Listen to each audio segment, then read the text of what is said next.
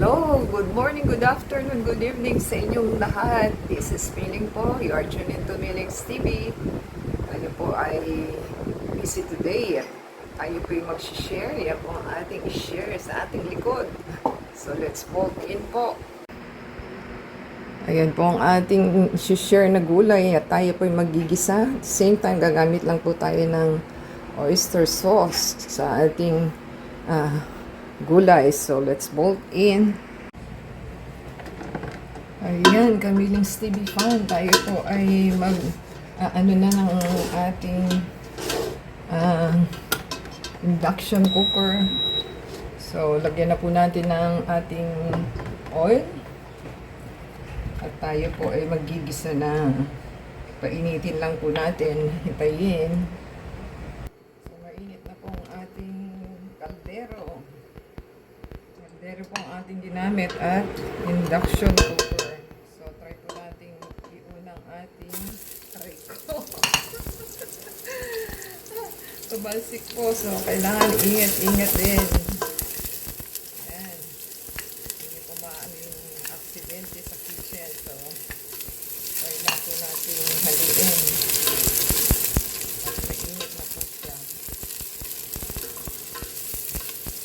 Ating itutuloy po ang ating garlic and tomato para po maging okay na sila sa ating paggigisa.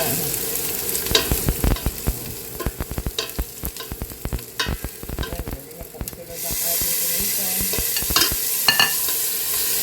Ayan lang po natin. Lagyan po natin ang ating salt para magka-okay na yung lasa ng ginigisa natin. Ayan, lagyan po natin. So, gagamit po tayo ng oyster sauce at lalagyan na po natin para magkalasa na siya. Tansya-tansya na lang po. 1 to 2 tablespoons. Depende po sa inyo. At lalagyan na po natin ng ating tubig. Gamit po tayo ng hot water. Ayan, ating hot water. Pwede natin lagyan ng isang cup. At pwede na pong ihulog ang ating gulay. Ayan. Ayan po ang ating Baguio beans. Masarap na Baguio beans at ang ating carrots. Ayan, ang ating carrots. Kaunti lang po ito kasi tira natin sa ating natirang niluto. So, kayo lang natin. So, lagyan na po natin siya ng paminta. Gagamit po tayo ng half. So, 1/4 po. Try natin ilagay yung 1/4. At maglalagay po tayo ng asin. Try po natin yung half teaspoon at haluin po natin. Pwede na po ilagay ang ating cabbage.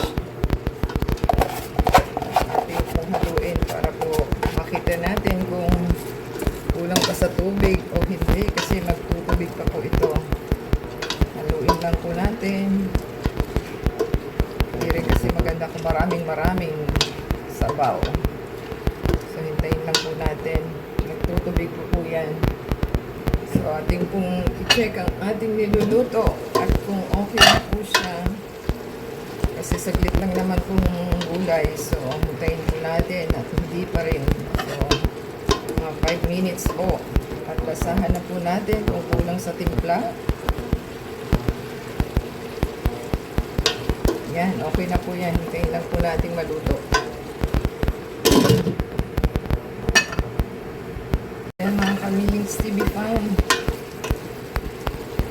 Mukhang okay na yung ating gulay.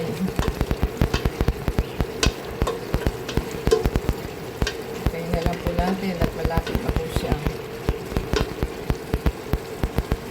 Atin tingnan mga Kamiling Stevie Fan. Pwede na po itong i-off na po natin. At magiging overcook na talaga siya. So, madali naman po kasi maluto ito. So, mas masarap po kung half cook lang ang ating pagkain. So, hintayin po natin. So, yan kamiling Stevie Fan. Yan na po itsura ng ating gulay na ginisa.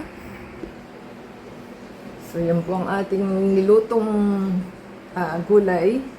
So, give us a thumbs up po. Comment down below sa ating niluto. At the same time, subscribe po sila. Don't forget to give us a thumbs up and comment. And add us sa Facebook, Twitter, TikTok, and Instagram. At the same time, pakiplay po yung ating ads and video. At isa-shoutout po natin yung mga names for the next video natin. So, abangan po nila. Until next time po, God bless everyone.